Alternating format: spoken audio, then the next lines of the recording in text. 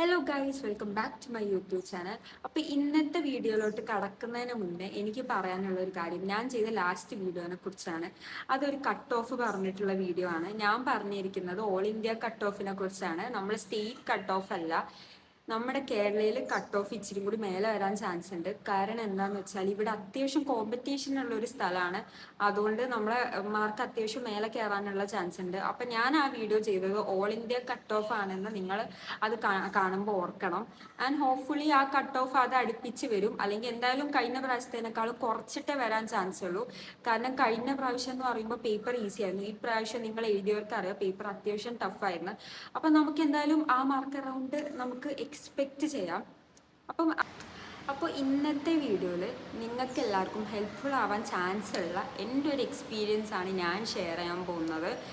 അപ്പോൾ നീറ്റിൻ്റെ റിസൾട്ടൊക്കെ വന്നു. എൻ്റെ റാങ്ക് വന്നപ്പം എനിക്ക് ഗവൺമെൻറ് മെഡിക്കൽ കോളേജസിൽ കിട്ടാനുള്ള റാങ്ക് ഇല്ലായിരുന്നു. അപ്പോൾ എൻ്റെ ഒരു ഓപ്ഷൻ എന്ന് പറയുന്നത് ഈതർ ഞാൻ ഏതെങ്കിലും വേറെ കോഴ്സിന് വേണ്ടി ചേരുക, BDS, BAMS, അഗ്രികൾച്ചർ, അല്ലെങ്കിൽ ഞാനൊരു പ്രൈവറ്റ് മെഡിക്കൽ കോളേജിൽ കയറുക. ഇതിനെക്കുറിച്ച് ഞാൻ ഇന്ന് പറയാൻ കാരണം എന്താണെന്ന് വെച്ചാൽ എനിക്ക് അറിയാവുന്ന ഒത്തിരി ഫ്രണ്ട്സ് പ്രൈവറ്റ് മെഡിക്കൽ കോളേജസിൽ സെൽഫ് ഫിനാൻസിങ്ങിന് കിട്ടാൻ ചാൻസ് ഉണ്ടായിട്ടും വേറെ കോഴ്സ് എടുത്തു പോയ ആൾക്കാരെ എനിക്ക് ഒരുപാട് അറിയാം. നമ്മളെ റാങ്ക് വരുമ്പം നമുക്ക് ഉണ്ടാവുന്ന ഒരു കൺഫ്യൂഷനാണ്, ഇത് സെൽഫ് ഫിനാൻസിങ് വേണോ, അല്ലെങ്കിൽ ഗവൺമെൻറ് മെഡിക്കൽ കോളേജിൽ കിട്ടിയില്ലെങ്കിൽ വേറെ വല്ല കോഴ്സിനും വേണ്ടി പോകണോ. നമുക്ക് ആ സമയത്ത് ഒരു ഡൗട്ട് വരും.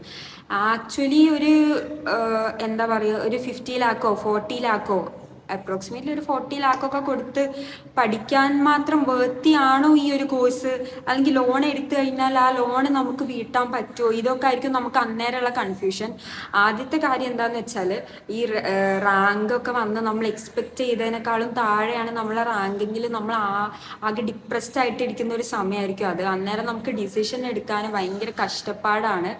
അപ്പം എൻ്റെ ഒരു എക്സ്പീരിയൻസ് എന്താണെന്ന് വെച്ചാൽ ഞാനൊരു +2 പഠിക്കുന്നവരെ ഇപ്പം എൻ്റെ തൊട്ടടുത്തുള്ളൊരു കോളേജാണ് KMCT മെഡിക്കൽ കോളേജ്. അപ്പം ഞാൻ ഈ സെൽഫ് ഫിനാൻസിങ് അല്ലെങ്കിൽ പ്രൈവറ്റിൽ എനിക്ക് സെൽഫ് ഫിനാൻസിങ് എന്നൊരു കാര്യം അറിയില്ലായിരുന്നു. ഞാനിങ്ങനെ private medical college, government medical college. പക്ഷെ ഒബ്വിയസ്ലി എനിക്ക് ഇവിടെ വരുന്നതിന് മുന്നിൽ, ടു ബി ഓണസ്റ്റ്, എനിക്ക് പ്രൈവറ്റ് മെഡിക്കൽ കോളേജസ് എന്ന് പറയുമ്പം ഒരു നീറ്റ് എഴുതി കിട്ടുമെന്ന് പോലും എനിക്കറിയില്ലായിരുന്നു. ഞാൻ ഓർത്തത് നമ്മൾ പൈസ കൊടുത്തിട്ടാണ് ഒരു സീറ്റ് വാങ്ങിക്കുന്നത് എന്നുള്ള രീതിക്കായിരുന്നു. അപ്പോൾ എനിക്ക് അതിൻ്റെ ഒരു വേർത്ത് എനിക്ക് മനസ്സിലാക്കാൻ പറ്റിയിട്ടില്ലായിരുന്നു. ഞാൻ എപ്പോഴും ഒരു ഗവൺമെൻറ് മെഡിക്കൽ കോളേജിൽ പഠിക്കണം എന്ന് വാശി പിടിച്ച് നിന്ന ഒരാളാണ്. അങ്ങനെ എൻ്റെ നീറ്റിൻ്റെ റാങ്ക് വന്നു. എൻ്റെ നീറ്റിൻ്റെ റാങ്ക് ഇനി ഗവൺമെൻറ് മെഡിക്കൽ കോളേജസിൽ കിട്ടാൻ ഒരു ചാൻസും ഇല്ലായിരുന്നു. അപ്പം എനിക്ക് ആകെ കൺഫ്യൂഷൻ വന്നു തുടങ്ങി. ഞാൻ ഇനി എന്ത് ചെയ്യണം, ഇനി ഈ കോഴ്സ് കണ്ടിന്യൂ ചെയ്യണോ, ഈ കോഴ്സിന് വേണ്ടി ശ്രമിക്കണോ, അതോ ഇനി വേറെ വല്ല കോഴ്സും നോക്കണോ. അപ്പോൾ വീട്ടിലാണെങ്കിൽ പാരൻസിന് എന്നോട് ഇങ്ങനെ പറയാൻ തുടങ്ങി, നീ BAMS നോക്ക്, BDS നോക്ക്, അതൊക്കെ ആണെങ്കിൽ ഗവൺമെൻറ്റിൽ കിട്ടും, അങ്ങനെ ട്രൈ ചെയ്തോക്കാൻ പറഞ്ഞു. അപ്പം ഞാൻ അവരുടെ അടുത്ത് പറഞ്ഞു, എനിക്കിനി ഒരു ഇയറും കൂടി ഡ്രോപ്പ് ചെയ്യണം. ഞാൻ ഓൾറെഡി 2 ഇയർ ഡ്രോപ്പ് ചെയ്ത ഒരാളാണ്. അപ്പോൾ അത് ഒബ്വിയസ്ലി നമുക്ക് മനസ്സിലാക്കാമല്ലോ, നമ്മുടെ പാരൻസിന് അതിൻ്റെ ആയിട്ടുള്ളൊരു ടെൻഷൻ കാണും. അപ്പോൾ എൻ്റെ പാരൻസ് തേർഡ് ടൈം എന്നെ റിപ്പീറ്റ് ചെയ്യാൻ സമ്മതിച്ചില്ല. അപ്പോൾ എനിക്ക് വീട്ടിൽ എനിക്കും കൺഫ്യൂഷൻ വന്നു, ഇനി ഞാൻ എന്ത് ചെയ്യണം. അങ്ങനെ എൻ്റെ റിപ്പീറ്റ് ചെയ്ത് കയറിയ ചില ഫ്രണ്ട്സിനെ ഞാൻ വിളിച്ചിട്ട് ചോദിച്ചു. അവർ പറഞ്ഞു, അപ്പം MBBS ഇപ്പോൾ സെൽഫ് ഫിനാൻസിങ്ങിൽ ചെയ്താലും അത് വേർത്താണ്. ബട്ട് സ്റ്റിൽ നീ ഓർക്കണം, ഇത്രയും പഠിക്കാനുള്ളൊരു കോഴ്സാണിത്. എന്താ പറയുക, നല്ല ഹാർഡ് വർക്ക് ചെയ്യണം. ഈ ഒരു നമ്മുടെ ലൈഫ് ചെറുതായിട്ട് ഇതിന് വേണ്ടി സാക്രിഫൈസ് ചെയ്യാൻ പറ്റുവാണെങ്കിൽ മാത്രം ഈ കോഴ്സിന് വന്നാൽ മതി എന്നാണ് അവരെന്നോട് പറഞ്ഞത്. അത് വിചാരിച്ച് നമ്മളെ ലൈഫിൽ എല്ലാ സന്തോഷവും പോകുന്നല്ല കേട്ടോ. പക്ഷേ ഒബ്വിയസ്ലി ബാക്കി കോഴ്സൊക്കെ വെച്ച് നോക്കുമ്പോൾ നമുക്ക് ഇച്ചിരി കൂടി പഠിക്കാൻ കൂടുതലുണ്ട്. ഞാൻ അത്രേ ഉദ്ദേശിച്ചിട്ടുള്ളൂ. എന്നിട്ട് ഞാൻ പിന്നെ ഒന്നും ചിന്തിക്കാതെ ഞാൻ എൻ്റെ കോളേജിലോട്ട് അപ്ലൈ ചെയ്തു. എന്നിട്ട് പിന്നെ ഇവിടെ കിട്ടി.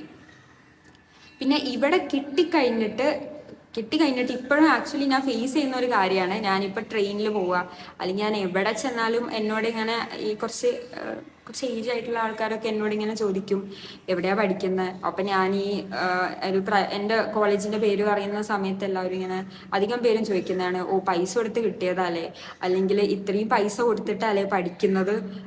അങ്ങനെ അതായത് ഞാൻ നീറ്റ് എഴുതി കിട്ടിയതാന്നുള്ള, നമുക്ക് ഇപ്പം ഇത് എഴുതുന്ന ആളാണെങ്കിൽ അറിയാം, പ്രൈവറ്റിൽ കിട്ടാൻ പോലും, സെൽഫ് ഫിനാൻസിങ് കിട്ടാൻ പോലും നമ്മൾക്ക് നല്ലൊരു റാങ്ക് വേണം. അതിപ്പോൾ എഴുതുന്ന ആൾക്കാർക്ക് അറിയാം. പക്ഷെ അല്ലാത്ത ആൾക്കാരുടെ അടുത്ത് ഈ ചോദ്യം നമ്മൾ ഫേസ് ചെയ്യേണ്ടി വരും. ഇതൊക്കെ കാരണം ശരിക്കും നമുക്കൊരു കൺഫ്യൂഷൻ ആവും നമ്മൾ എന്ത് ചെയ്യണം എന്നുള്ളത്. ഒന്നും നോക്കാതെ ഞാൻ ഇങ്ങോട്ട് അപ്ലൈ ചെയ്തു, ഇങ്ങോട്ട് വന്നു. ഇനി ഇവിടുത്തെ എക്സ്പീരിയൻസ് ഞാൻ പറയാം. എനിക്കൊരു ഫീ എന്ന് പറയുമ്പം ഞാനിവിടെ കൊടുക്കുന്ന സമയത്ത് ഞങ്ങളുടെ ആ ഒരു ടൈമിലായിരുന്നു എല്ലാ കോളേജസും ഫീൻ്റെ ഇൻക്രിമെൻറ്റിനെ കുറിച്ച് പറഞ്ഞുകൊണ്ടിരുന്നത്. ഫീ ഇൻക്രീസ് ചെയ്യാൻ വേണ്ടിയിട്ട് ഈ എല്ലാ കോളേജസും ഒരു 10-15 ലാക്കൊക്കെ പറഞ്ഞിട്ടുണ്ടായിരുന്നു. ഞാനിപ്പോൾ പഠിക്കുന്ന അസീസിയ എന്ന് പറഞ്ഞ കോളേജിലാണ്, കൊല്ലത്ത്. ഇവിടെ ആണെങ്കിൽ ഏറ്റവും കൂടുതൽ 20 ലാക്ക് ചോദിച്ച കോളേജായിരുന്നു അത്. അപ്പോൾ ഇത് കൊടുത്ത ഉടനെ നമ്മളെല്ലാം കൊടുത്തപ്പോഴാണ് നമുക്ക് ഈ ഫീൻ്റെ കാര്യം മനസ്സിലായത്. അപ്പം ഞങ്ങളൊക്കെ നല്ല ടെൻഷനിലായി. കാരണം 20 ലാക്ക് 1 ഇയർ കൊടുത്ത് പഠിക്കുക എന്നൊക്കെ പറയുന്നത് അതപ്പം സെൽഫ് ഫിനാൻസിങ് അല്ലല്ലോ. നമുക്ക് ഒരു ഇത്രയും എമൗണ്ടൊക്കെ കൊടുത്ത് പഠിക്കുന്നത് ഇച്ചിരി കഷ്ടപ്പാടാണല്ലോ. അപ്പം ഞങ്ങൾ എന്താ പറയുക, ഞങ്ങളും വീട്ടിൽ ഇച്ചിരി ടെൻഷനിലായി. അപ്പോൾ ഞങ്ങൾ ഇവിടെ വന്നു. ഇവിടെ വന്നിട്ട് നമ്മൾ കേസ് കൊടുക്കും ഇങ്ങനെ ഫീനെ കുറിച്ചിട്ടുള്ള. നമ്മളെ ഒരു ഗ്രൂപ്പായിട്ട് എല്ലാ കോളേജസും ഒരു ഗ്രൂപ്പായിട്ട് കൊടുക്കും.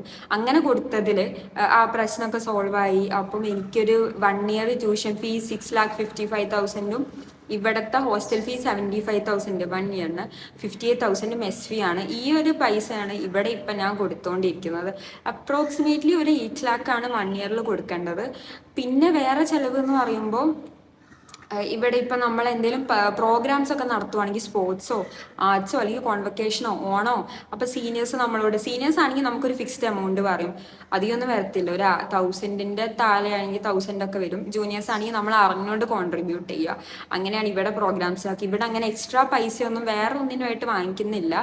പിന്നെ കോളേജ് സ്ട്രിക്റ്റ് ആണോ എന്ന് വെച്ചാൽ എൻ്റെ കോളേജ് അത്യാവശ്യം നല്ല സ്ട്രിക്റ്റ് ആണ്. പക്ഷെ എല്ലാ കോളേജസും ഇങ്ങനെയാണോ എന്ന് വെച്ചാൽ അല്ല.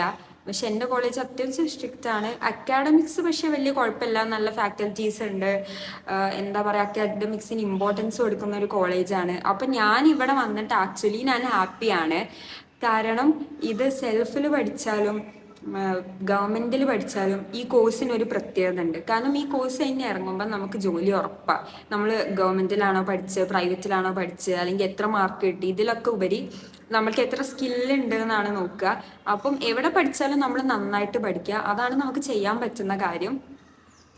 പിന്നെന്ന് പറയുമ്പം നമ്മളിപ്പം ഇവിടെ നിന്ന് പഠിച്ചിറങ്ങിയ സീനിയേഴ്സിനോടൊക്കെ ചോദിക്കുമ്പോൾ തന്നെ അവരൊക്കെ പറയുന്ന ഒരു കാര്യമാണ്, കയറിയ ഉടനെ ഒബ്വിയസ്ലി ഒരു 40-60 അല്ലെങ്കിൽ 1 ലാക്ക് വരെയുള്ള സാലറി നമുക്ക് ജൂനിയർ റെസിഡൻ്റ് ആയിട്ട് കിട്ടും. പിന്നെ നമുക്ക് PGക്ക് പ്രിപ്പയർ ചെയ്യുക, പഠിക്കുക, അതൊക്കെ അപ് ടു അസ് നമുക്ക് തോന്നുന്ന പോലെ നമുക്ക് ചെയ്യാം. അതുകൊണ്ട് തന്നെ ഈ കോഴ്സ് ഇപ്പം നിങ്ങൾക്ക് ആക്ച്വലി ഈ ഒരു കൺഫ്യൂഷൻ, ഞാൻ പ്രൈവറ്റ് ആണ്, ഞാൻ സെൽഫ് ഫിനാൻസിങ് കൊടുക്കണോ അതോ ഗവൺമെൻറ്റിൽ വേറെ ഏതെങ്കിലും കോഴ്സിന് പോകണോ എന്നുള്ള ഒരു കൺഫ്യൂഷൻ ഉണ്ടെങ്കിൽ ഒരു കാര്യം ഞാൻ പറയാം.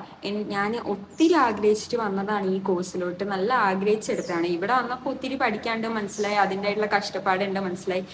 എന്നാൽ പോലും ഞാൻ റിഗ്രറ്റ് ചെയ്യാത്തൊരു ഡിസിഷനാണ് ഈ ഒരു കോളേജിൽ വന്നതോ അല്ലെങ്കിൽ MBBS പഠിക്കുന്നതോ. കാരണം നമ്മൾ ഒത്തിരി ആഗ്രഹിച്ചിട്ട് പിന്നെ നമ്മൾ അത് വേണ്ടാന്ന് വിചാരിച്ചിട്ട് നമുക്ക് പിന്നെ റിഗ്രറ്റ് ചെയ്യാൻ പാടില്ല. ഈ ഒരു പ്രൊഫഷൻ എന്ന് പറയുന്നത് നമുക്ക് ലൈഫ് ലോങ് നമ്മളെ കൂടെ ഉണ്ടാവേണ്ട ഒരു കാര്യമാണ്. പ്രത്യേകിച്ച് നമ്മൾ ആൾക്കാരെ സെർവ് ചെയ്യാൻ പറ്റുക എന്നൊക്കെ പറയുന്നത് അത്യാവശ്യം നല്ല കാര്യമല്ലേ. പിന്നെ ഈ ഒരു ജൂനിയർ റെസിഡൻ്റ് എന്നുള്ളതിൻ്റെ ആ ഒരു സാലറി കിട്ടുമ്പോൾ തന്നെ നമുക്ക് നമ്മുടെ പയ്യെ ലോണൊക്കെ വീട്ടാൻ പറ്റും. പിന്നെ വല്ല പ്ലാബോ USML എഴുതി UKയിലോ US ചെന്ന അത്യാവശ്യം നല്ല സാലറി തന്നെ നമുക്ക് കിട്ടും. പിന്നെ അബ്രോഡ് പഠിക്കണോ ഇവിടെ പഠിക്കണോ എന്നായിരിക്കും നിങ്ങളുടെ അടുത്തൊരു ചോദ്യം. അബ്രോഡ് പഠിക്കുമ്പോൾ ചിലവൊക്കെ കൂടും. പിന്നെ നമ്മളവിടെ ഒരു സെക്കൻഡറി സിറ്റിസൺ പോലും പറയാൻ പറ്റില്ല, ആ ഒരു രീതിയിലായിരിക്കുമല്ലോ.